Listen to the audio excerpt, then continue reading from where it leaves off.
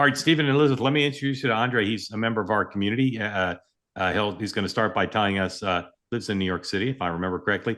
His deep connections to Ukraine, and then Andre, whatever question you'd like to ask.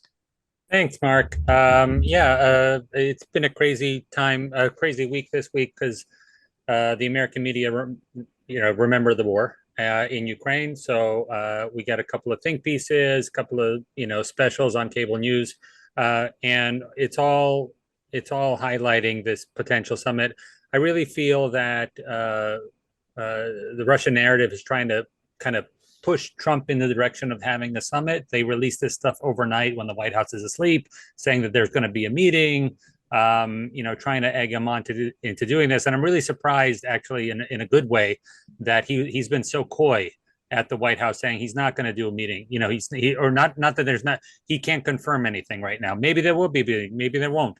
But he's really trying to do this position from strength thing. So I agree with you, Mark, that there's not going to be a meeting anytime soon. I think Elizabeth and Stephen are all on the same page. But my question is, given the fact that we're in this August recess, what are we going to see first? Are we going to see an increase of sanctions? Obviously, the deadline tomorrow is something that will probably go without anything happening. But are we going to see an increase of pressure from the White House first?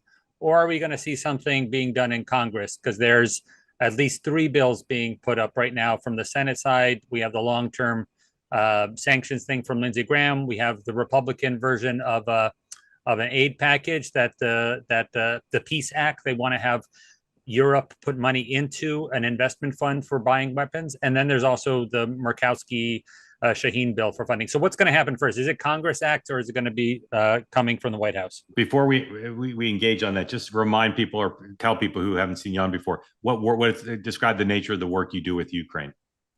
I don't have a choice. I'm meaning I have a family, and I work in terms of coordinating the Ukrainian diaspora, specifically with the Confederation here in the United States, but also I represent Ukrainians in 80 countries at the UN as well. So, okay, Stephen, where do you think American policy is headed? How much driven by the executive branch, and how much might maybe by in Congress?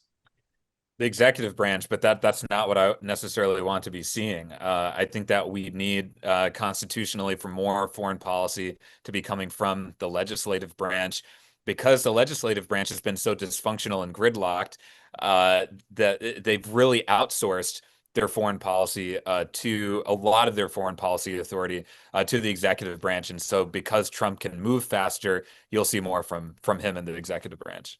Elizabeth, the president turned your party from the James Baker, Mitch McConnell philosophy, and just an extraordinary turnaround regarding support for Ukraine. And of course, now the president in the last couple months has been sounding like Joe Biden to some extent, or John F. Kennedy, pay any price, bear any burden, and trying to do it in a Trumpian way, getting Europe more involved, which I think is absolutely the right thing to do.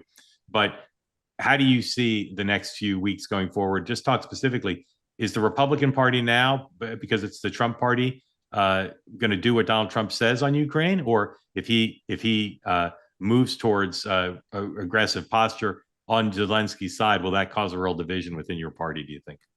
No, I think the way you said it was perfect. The Republican Party is the Trump party right now. Donald Trump is MAGA. MAGA is what was elected, and MAGA is decided by what he wakes up and decides to do every morning. I'm waiting for it tomorrow because, again, I think there were a few White House officials that came out and said there's a possibility of a meeting next week. I want to see what this week ends with. Obviously, Donald Trump has all the power right now. Most of our elected officials are on vacation anyway, and Donald Trump's the only one that seems to want to keep moving on this. I mean, I think he has surprised people with how tough he's been on Russia and how passionate he is about ending this war. Again, we're all skeptical. I'm hopeful there could be a meeting next week. We don't know. But I I'm very hopeful in the direction that he's gone in. I said from day one he was not going to be the president people were painting him out to be. He was not this isolationist that was going to forget about the people of Ukraine and not step in. I've spent a lot of one-on-one time with him, and he talks more than anything about the countless tragedies going on around the world and how many lives have been lost in these wars that he wants to end. So I'm hopeful. I'm waiting to see what the week ends with, but I am hopeful the party continues in exactly Donald Trump's lead and that he gets an end to this war as soon as possible. Andre, thank you. Grateful to you. Appreciate you being part of the community. Want more great clips like that? I've got an idea. Hit the subscribe button, be part of the Two-Way community, never miss a clip, and you can always watch our full episodes, join them live, go to twoway.tv.